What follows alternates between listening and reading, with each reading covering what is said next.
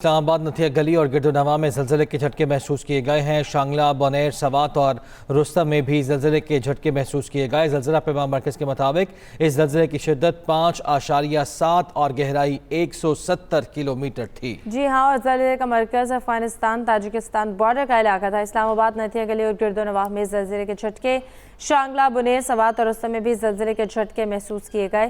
زلزلہ پیما مرکز کے مطابق زلزلے کی شدت 5.7 اور گہرائی 170 کلومیٹر تھی۔ جنوبی وزیرستان کے علاقے ذوالخیل انگور اڈہ میں افغان طالبان کی بالاشتہار فائرنگ، پاک فوج کی بروقت کارروائی، متعدد افغان پوسٹیں تباہ۔ پاک فوج کی بروقت اور چوکس کارروائی کے باعث فتنہ الخوارج کی دراندازی کی کوششیں ناکام۔ فتنہ الخوارج کی تشکیل کی دراندازی میں ناکامی کے بعد اب افغان طالبان نے سول آبادی کو نشانہ بنایا۔ فائرنگ سے 2 خواتین سمیت 3 شہری زخمی ہوئے ہیں، جنہیں فوری طور پر وانا ہسپتال منتقل کیا گیا۔ آپریشن غضب للحق کی مؤثر کارروائیوں کے بعد افغان طالبان شکست کی بوکھلاہٹ میں سول آبادی کو نشانہ بنانے لگے ہیں۔ اہل علاقہ کے افغان طالبان کی فائرنگ کے واقعے کی بھرپور مذمت، پاک فوج سے جوابی کارروائی کا مطالبہ کیا گیا ہے۔ اپڈیٹ کر رہے ہیں آپ کو اہم خبر سے۔ جنوبی وزیرستان کا علاقہ ذوالخیل انگور اڈہ، جہاں پہ افغان طالبان نے بلا اشتعال فائرنگ کی ہے اور پاک فوج کی بروقت کارروائی، متعدد افغان چیک پوسٹیں تباہ ہوئی ہیں۔ پاک فوج کی بروقت اور چوکس کارروائی کے باعث فتنہ الخوارج کی دراندازی کی کوششیں ناکام ہیں۔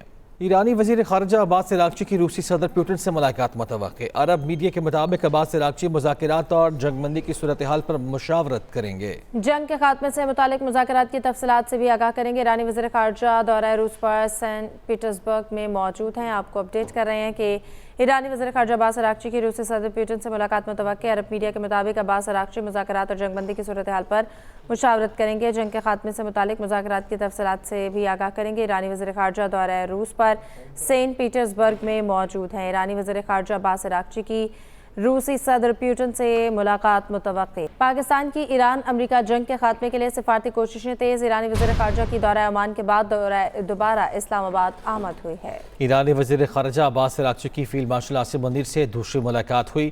ایرانی میڈیا کے مطابق ایرانی وزیر خارجہ نے امن کے لیے تحریری ایرانی شرائط پاکستان کو پیش کی ہیں۔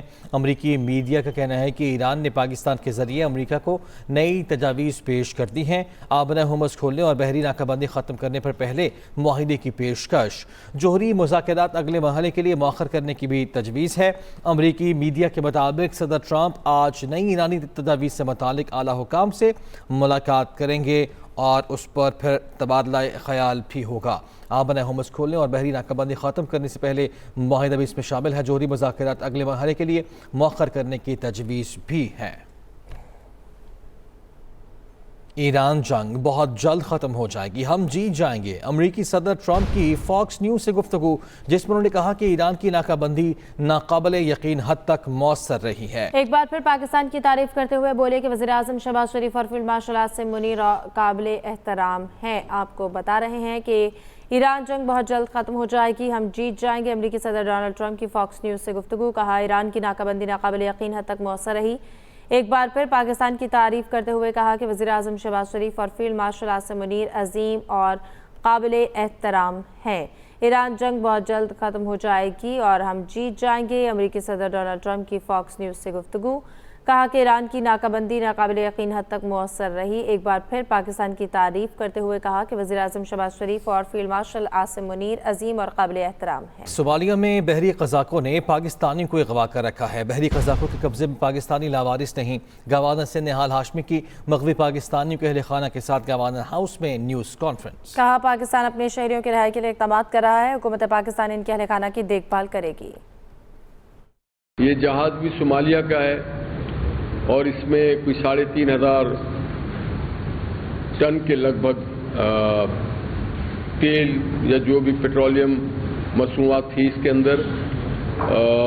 پائرٹس بھی جو قزاق ہیں وہ بھی صومالیین ہیں اور دیگر حکومتوں کے ساتھ اور دیگر وزارتوں کے ساتھ بھی معاملات طے کیا جا رہا ہے۔